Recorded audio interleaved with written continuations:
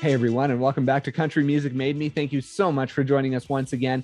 As always, please be sure to like, share, follow, subscribe to us wherever you are listening. You can leave us a review, a rating, tell your friends, your family, your neighbors to come on over and have a listen. That support is huge. Today, we're joined by Brad Rempel of High Valley. Now, his love of music began all the way back when he was 4 and 5 years old. That's when he wrote his first song. He started a little radio program in his parents' kitchen. He was the band, the DJ, the advertisers. He was everything. And from there, his love just grew and grew. He started High Valley when he was 12. They recorded in Nashville when he was 17, and it's all been on an upward trajectory since then. The band recently released new music, and we had a chance to talk about that, as well as the journey all the way along from when he was 4 years old and writing music. So please enjoy our conversation with Brad Rempel of High Valley.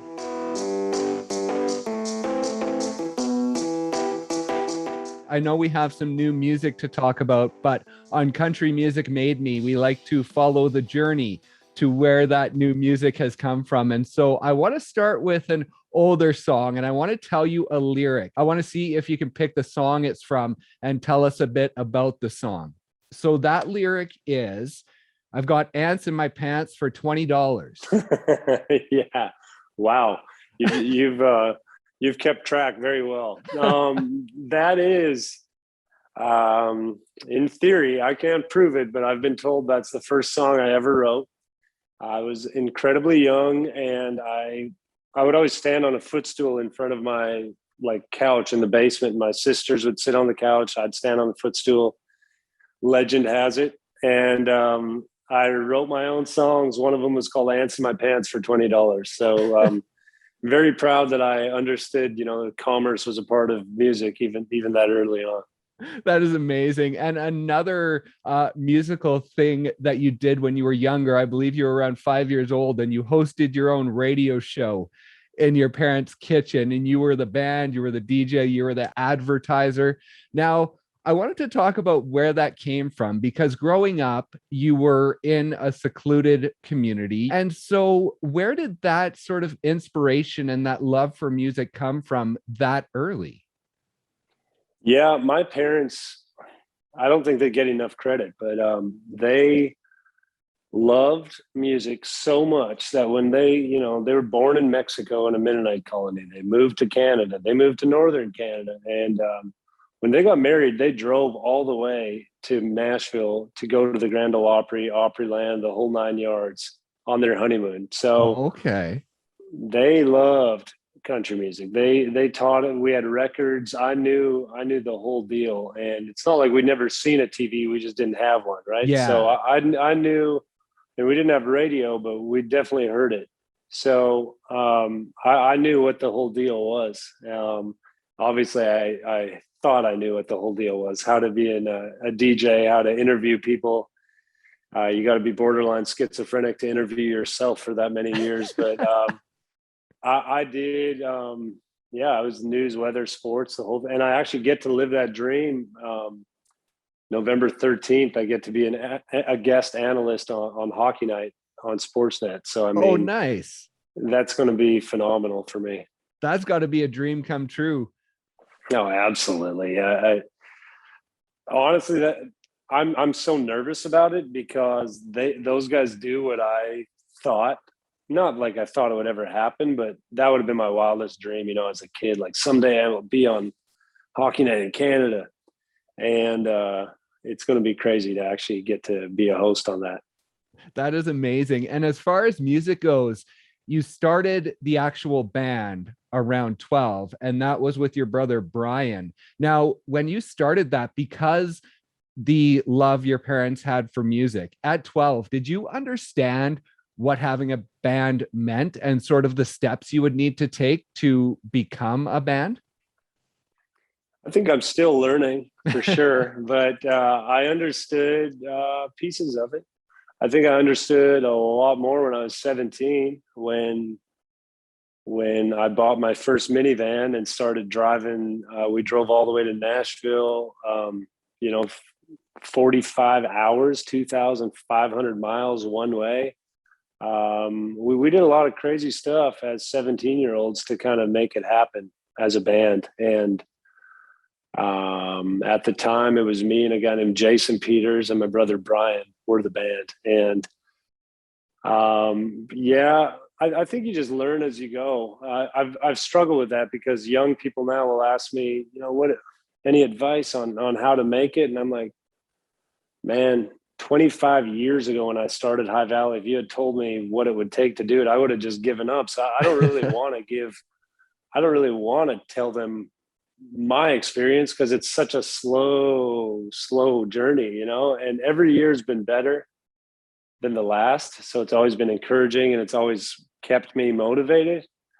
And I guess I was raised and taught to be very thankful for everything you got, regardless of what somebody else has. But it's a long road. So did I know what I was getting into at 12? Absolutely not. But I'm glad we stuck with it. And when you made that first journey down to Nashville at 17, was that to record your album Reflect? Yeah, it was actually, the first journey to Nashville, my dad flew us down. That was 2000. And yeah, the album was called Reflect. And my dad literally took a mortgage, like a line of credit against some farmland of ours, and used that to help us, get started, get a little leg up. And that's been in 2016. We got super busy 5 years ago, just crazy. 2017 was insane. 18 and 19 were pretty hardcore too. And I started drawing a graph because I'm a nerdy analytical person like that. And when I was 12, my dad spent whatever he could on helping my dreams come true. So my son was 7 5 years ago, and we drew a chart of our shows and a downward slope with an upward slope of his age going up to 12. And basically our goal was to cut down the amount of shows and quality over quantity, and have time to focus on his dreams. And now that he's 12, this year has been amazing for me to still be excited to put out new music and to still hit the road. But anybody who knows me halfway good at all knows that huge focus is my kids and their sports and their basketball and football and baseball and their training and working out with them. And that's why the song Never Not is pretty amazing, because there's a verse in it that says, there's a crowded room, but I still feel all alone. And I just had to hear your voice on the phone calling, because I need you to know that I'm never not thinking about you. And anybody who knows me knows it doesn't matter how cool the people are in the after party or the schmooze fest or the people you can rub shoulders with after. I'm probably at some point going to duck out and jump on the iPad and watch a basketball game via FaceTime or Facebook Live, or, that's kind of, I've been able to live my dream, and I'm still going to show them that you never give up on it and you keep rocking and you keep working. And I don't believe in retirement at all. So I'm going to keep going forever, but I still want their dreams to be the focus right now. And it's been cool to kind of infuse some of those lyrics with these new songs. And talking about those lyrics, you mentioned, I saw in a press release that lyric that you just said, that was sort of one of the most honest and straightforward lyrics you felt you'd ever written. And I wanted to ask you, back in 2015, you signed your first publishing deal in Nashville. And I saw a quote from you that said, sort of before that and the years leading up to that, you didn't feel like you were being authentic in the writing room. You felt like you were trying to sort of fake it till you make it almost, and sort of make everyone think that you were different from the person you were. And so when you realized that, talk about that journey to realizing that and how freeing that was in the writer's room when that happened. Yeah, I mean, I know from going to H&M, I know the names of all the famous bands that are cool enough to be on the t-shirts, like Led Zeppelin, Nirvana, Rolling Stones, all those shirts, but I don't actually know those guys. I don't know their songs. I just didn't grow up with that stuff. So I felt like so many, and I understand it now because I've been here for forever, but at the beginning, so many references were thrown around that I just literally did not have the slightest clue what they were. And I just always pretended like I did, because anytime I would admit that I didn't know it, people would look at me like I was joking, or like I had two heads, or like I'd been living under a rock. And it just got kind of frustrating and annoying. And so I kind of just pretended, I guess, that I knew what was going on, and that I knew pop culture, and that I knew the references. And I tried to write. It's hard to write and be honest with somebody when you're not even admitting that you have no clue what they're talking about. When they're like, let's make the second verse kind of like a Nirvana meets blah, blah, blah. And I'm just like, sure, you know? So anyway, Right. when I finally got back to my roots and just wrote the bluegrassy inspired stuff, like the records, the Ricky Skaggs records, or the Buck Owens, or even the Everly Brothers stuff that had more pop elements to it, I realized that if I just pulled my own weight in what I knew, the guys I'm writing with can use all their amazing, cool, hip, modern stuff to take what I'm doing and make it way cooler and way more relevant. And that's when it really started working. And even on Whatever It Takes, I mean, we were at the beach. We were done writing at my buddy John Knight's house. Me and Ben Stennis were writing with him, and we wrote 3 songs. We thought the trip was over. We were very happy with it. We went for dinner. We come back to the house, and I just started like sitting there looking at the water, sitting on a couch. They were packing up the studio. I wasn't trying to be a songwriter. I wasn't trying to create anything. And I just kind of went, hey, dun, dun, dun, dun, hey, hey. And we started thinking, wow, that feels good. And they got the speakers back out, the little mobile studio. And I mean, this has got to be the world record for fastest we've ever had a song out from its inception, because we just wrote the song a little bit ago. Right. And now we're releasing it. But that was like just me being real and not even trying to write a song. And then they could hear the whole, let's make this like a European soccer stadium anthem chant, you know? And anytime I take the old school and they take that and we kind of meet in the middle, I feel like that's the magic for High Valley. And even in that song, I got to be honest and say, swing a hammer, climb a ladder, come on, darling, it don't matter. I'll do whatever it takes. And the last couple of years when the world kind of shut down, I wasn't about to call my dad in my hometown and say, well, I guess I'm just going to sit on my butt and wait till we can tour again. My wife and I built this cottage we're in right now, a little kind of studio creative space, because all the studios were legally shut down. And we started writing songs out here, and then we started flipping houses. So I've literally been climbing ladders and swinging hammers and doing the real deal, because that's what you got to do. Like literally whatever it takes. It came from a very real place. And so it feels like you have sort of 2 sides to your brain. You have the songwriter side and you have the business side. Do they ever shut off, or is one of them always working at any one time? Yeah, I would drive you nuts. I mean, I would drive anybody nuts. Ask my wife. It never shuts off, literally ever. We flipped the house, sold it. I promised my wife that we were done. I'd go back to being a musician and not just being some general contractor. And my son had a basketball tournament in Atlanta, and my other son, my younger son, Cash, had a football game here in Nashville. So she stayed in Nashville. Drew and I go to Atlanta. And because I'm the only parent in the hotel room, I want to make sure he doesn't sleep in past his game time. So I wake up at 4 a.m.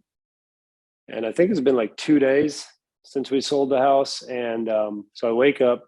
I don't want to wake him up. So I go on Zillow and I find this really horrible looking house that looks like it has a lot of potential. And by the end of the day, we had bought another house to flip. So she really wishes I could turn off my brain. But for me, that's creativity. The whole interior design and exterior remodel, and it just goes hand in hand with It's almost like writing a song, honestly. You can just physically see it.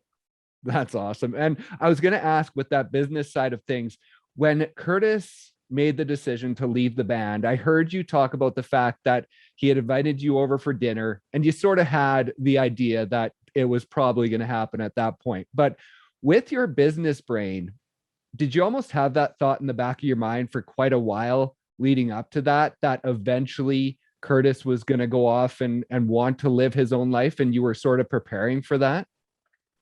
Yeah, it's crazy because Curtis and I both knew this day was coming, and quite honestly, not that we were keeping it a secret from all of you guys, but we knew it for a very long time before we made the announcement because we had no shows. Right. We didn't want to Yeah. make a big deal about it and be like, next time you see High Valley, there will be 5 guys instead of 6. And oh, by the way, we have no shows. That seemed like a dumb thing to say. So we waited. I mean, I think it was close to a year. Trying to remember how long, but we waited a long time until we had a show, and then we made the announcement. But yeah, we're very close with Curtis's wife's side of the family as well, and they were missionaries in South America. My wife and I were involved with them and great friends with them, and so we got a newsletter from Miranda's family saying they were going to move back to our little hometown. Right. So when I got that letter, I told my wife, I said, I bet you money any minute now. And it was 2 days later that we got the call from Curtis. So yeah, we knew what was going on, not for sure, but we pretty much did. Mm-hmm. And Curtis would tell you that he was 6 years old when this band started. So he wasn't in it for the first 9 or 10 years Right. of High Valley, but he doesn't know life prior to the band existing because, you know, he was a kid when it started. So this was always kind of my dream and my baby and my passion. And he was always awesome and went right there with me. And now this is such a cool opportunity with her family being back there. They can raise their really young family compared to ours. Their kids will honestly never really know much different than that lifestyle of having both grandparents just down the road, kind of that almost like Norman Rockwell life where, you know, the small town life. And I'm kind of the random kid out of 6 that's always been the one who just, ever since Ants in My Pants for $20, I've been wanting to get down here. And so my kids don't know anything different than Tennessee. My son's turning 13 next month, and he, you know, has been here his whole life. And so for us, it's a little different. This is home for us, and my wife and I are not from the same hometown, so we'll never move back to our hometown Right. because we don't share one. But this is our hometown. I mean, feels like we lived here forever, and for our kids, it truly is. That sounds like a song right there.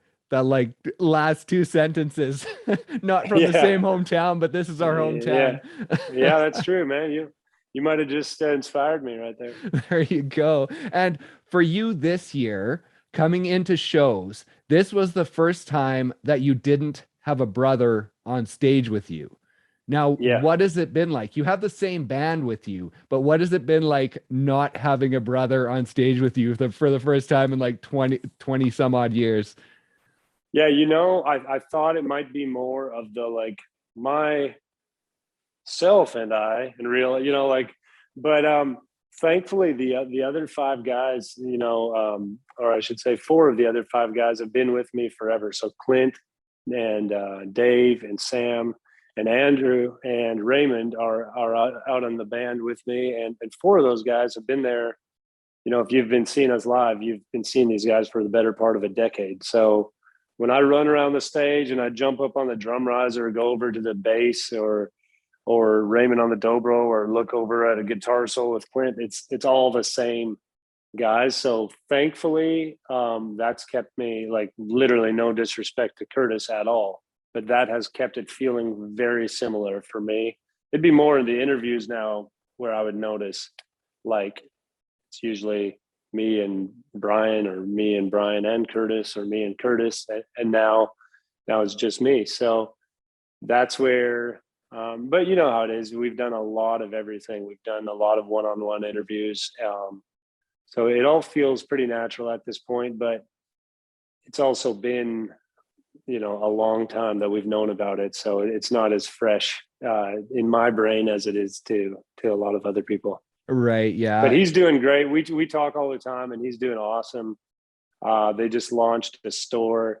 Him being the baby of the family, he's the hipster of the family. So anything hipster you can think of, from like, handmade leather goods, furniture, candles, like, he's got it going on, and they've got a really cool business they just launched. And I think they're having a lot of fun, and this is something that he could create from the ground up. It wasn't something I created and invited him to jump in a van with me.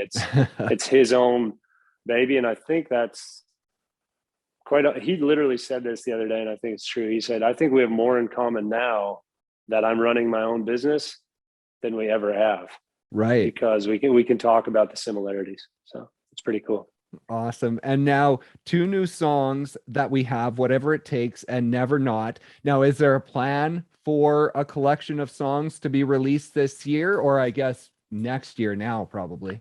Yeah. So these two will come out November 12th. And then next year in the spring, we're going to release the full record. We're already about 80% done, the record. We just had to pick which two would be the lead off, right? Right. And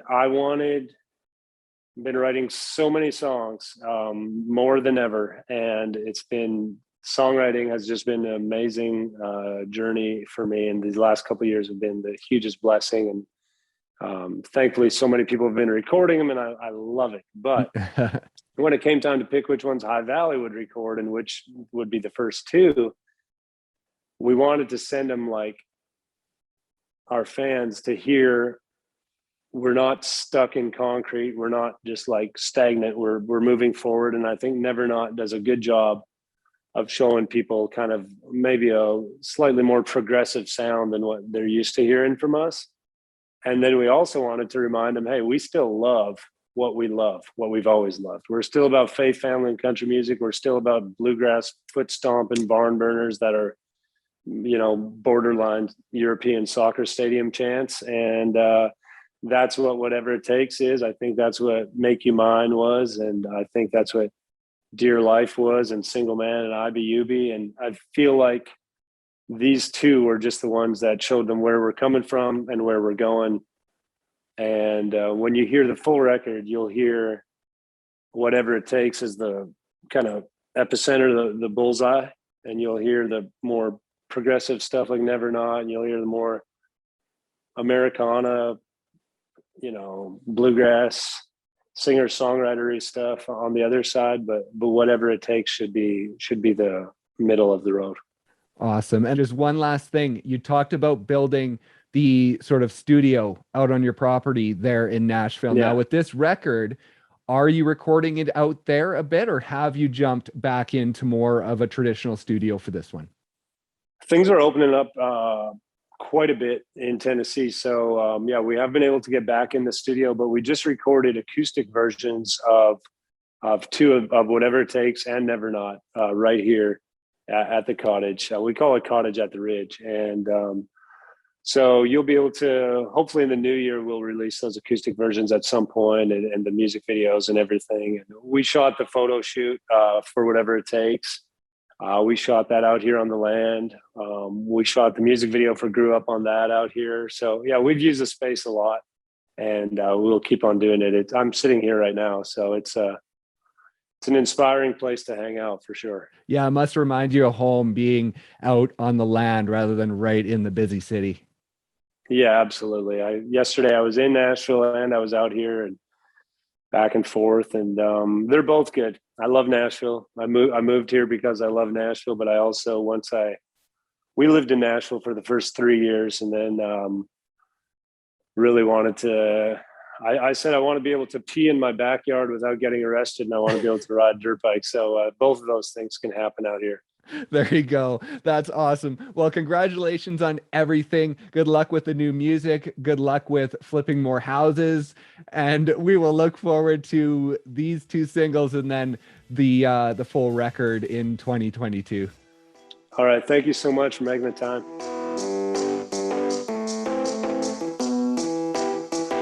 Thank you once again for listening, and thank you to Brad for stopping by and sharing his story. Be sure to check out High Valley's new music, Whatever It Takes and Never Not, wherever you stream your music. Please also be sure to like, share, follow, subscribe to us wherever you are listening. You can leave us a review, a rating, tell your friends, your family, your neighbors to come on over and have a listen. That support is huge. Thanks once again for listening, and we'll see you next time on Country Music Made Me.